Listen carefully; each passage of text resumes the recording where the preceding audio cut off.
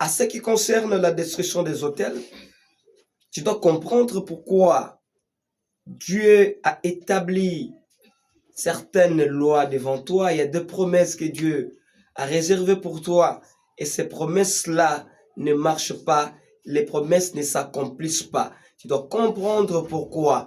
À ce qui concerne la destruction des hôtels, la personne doit se situer, comprendre quel genre d'hôtel que moi je dois découvrir. Aujourd'hui, on est enfant de Dieu, on sert Dieu, mais on plaire. Nous servons Dieu, mais nous avons de grandes difficultés. C'est-à-dire que tu es en train de servir l'Éternel, mais tu n'as pas encore découvert ce qui fait que tu puisses plaire. Dieu t'a appelé, tu dois brandir ces problèmes, tu dois prouver que c'est telle chose qui est en train de détruire ma vie ou mettre en arrière ma vie. Et l'Éternel Dieu va écouter, il va dire, comme il est venu toquer, moi je dois ouvrir. Il est la seule porte. Mais si tu le sers mais tu ne toques pas, ça sera pratiquement difficile que l'homme de Galilée puisse ouvrir. C'est pourquoi en Ézéchiel chapitre 16 verset 4, la Bible est tellement claire. La Bible dit quoi? La Bible nous présente l'origine d'un enfant. Cet enfant qui provenait d'une maman qui était Étienne et son père était un Amoréen. Donc, quand la papa est Amoréen et la maman Étienne se sont mis ensemble, ils ont mis naissance à un enfant. Maintenant, l'enfant là doit vivre comment? Si des fois ces papas-là ne priaient pas, ils ne servaient pas l'Éternel, l'enfant risquerait d'adopter ou de copier toutes les malédictions, les autels qui proviennent des fois de la famille de papa, soit de la famille de la maman. Maintenant, tu dois comprendre, c'est quel genre de l'autel que tu peux détruire. Des fois, l'autel que tu détruis, Dieu n'a pas là-dedans. Des fois, ce n'est pas l'autel qui est en train de te détruire. Tu condamnes quelque chose qui ne te détruit pas. Tu attaques un démon qui n'est pas venu t'attaquer.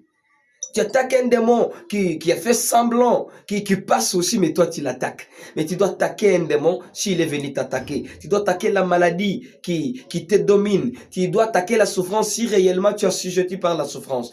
Maintenant, il faut maintenant comprendre. C'est pourquoi on a dit, à ta naissance, le jour où tu naquis, ton nombril n'a pas été coupé. Donc, on nous montre l'origine d'abord de l'enfant et on montre que l'enfant dépend toujours de sa mère, malgré que la maman, je dirais, l'a mis au monde. Nous provenons de diverses familles. Je pense que je parle en France de français, et il y a les Européens qui m'écoutent, il y a les Gabonais qui m'écoutent, il y a les Quinois qui m'écoutent, il y a les Congolais qui m'écoutent. C'est-à-dire tout le monde provient d'une famille et chaque famille a un démon qui gère. Chaque famille a un esprit géant. Maintenant, on doit comprendre pourquoi cet esprit géant est venu s'installer dans notre famille. Comment nous pouvons détruire cet esprit qui est venu nous ronger dans notre famille. On doit mettre la part des choses. Quand l'ombril n'est pas coupé, là je comprends que on a établi l'autel de la dépendance.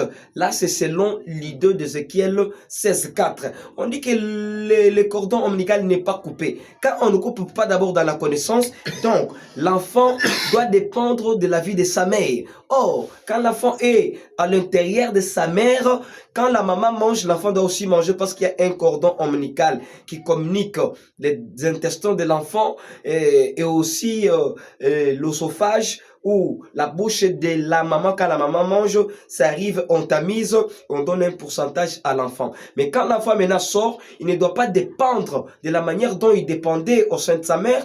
Il sera indépendant. Il ne sera pas encore dépendant. Mais chose grave, dans la Bible, on dit qu'on n'a pas coupé les cordons. Quand on ne coupe pas les cordons, cela signifie que tu es né, mais il y a encore les autels qui t'ont dominé parce que tu es issu d'une famille qui regorgeait aussi plusieurs hôtels. Si ce n'est pas du côté de ton père, c'est des fois du côté de ta mère. Mais tu dois comprendre comment tu peux détruire ça. Quand on ne coupe pas, il y a des répercussions fâcheuses. Tu peux travailler, tu travailles, tu y arrives. Mais comme il y a un hôtel qui te réclame, des fois le travail, on peut te virer sans préavis. Tu n'as rien fait, on te chasse du boulot. C'est parce qu'il y a un hôtel des dépendances, des réclamations. Pourquoi? Parce qu'on n'a pas coupé les cordons ombilicaux. Si on n'a pas coupé spirituellement, tu peux travailler.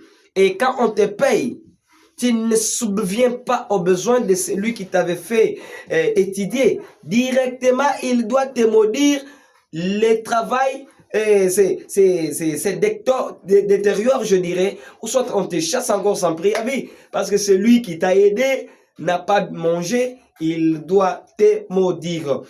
Là où tu es là, tu dois comprendre que si des fois, sur le plan de la vie courante, si les choses ne marchent pas, donc il y a un hôtel qui est en train de dominer quelqu'un. Non seulement ça, on dit que l'enfant était dans le sang. En Ézéchiel 16:6, la Bible dit que il était dans le sang. Je te voyais baigner dans ton sang, mais je te disais, vis toujours dans ton sang là. Quand l'enfant est dans le sang, ça sera compliqué pour que la personne autre puisse transporter cet enfant-là. Ça revient toi-même. Quand toi, tu es encore dépendant et que tu as encore des signes sur toi, c'est difficile de progresser. C'est difficile de faire quelque chose de bon parce que tu auras une marque. C'est pourquoi j'appelle un témoin Joseph. Quand on est allé vendre Joseph, avant de le vendre, on l'a mis dans les citernes. Quand on l'a incarcéré, c'était une manière d'incarcérer quelqu'un. Parce qu'il ne pouvait pas se déplacer, il était lié quelque part, il était bloqué quelque part. Mais non, quand on est allé reporter cela à son père. On a dit, comme ça, le père ne va pas accepter. On a pris l'habit de Joseph. On a aspergé le sang. On est allé montrer au papa, voilà ton fils. On est allé, il a été dévoré par un animal féroce, alors que c'était du mensonge. On prend ton habit, on asperge du sang pour que les gens portent un mauvais témoignage contre toi. Il y a des fois dans la vie, tu n'as pas fait quelque chose et les gens disent que tu as fait. Des fois dans la vie, on te condamne. Dans la vie, on te dit des mauvaises choses. Dans la vie, les gens n'aiment pas ton passage. Si tu fais, on n'acclame pas. Tu fais, on critique.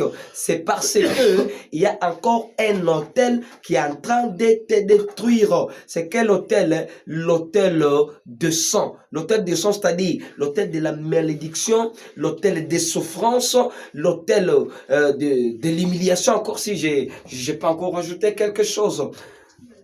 Quand Dieu avait voulu exterminer les Égyptiens, il a dit au peuple d'Israël, prenez le sang, vous allez asperger devant les linteaux de vos maisons. Quand l'ange de la colère vient, il ne doit pas exterminer, il ne doit pas tuer, il doit fuir le sang. C'est-à-dire le sang, c'est le signe de foi de la rédemption pour Jésus qui a donné son sang. C'est aussi le signe de la malédiction s'il y a un hôtel qui te domine.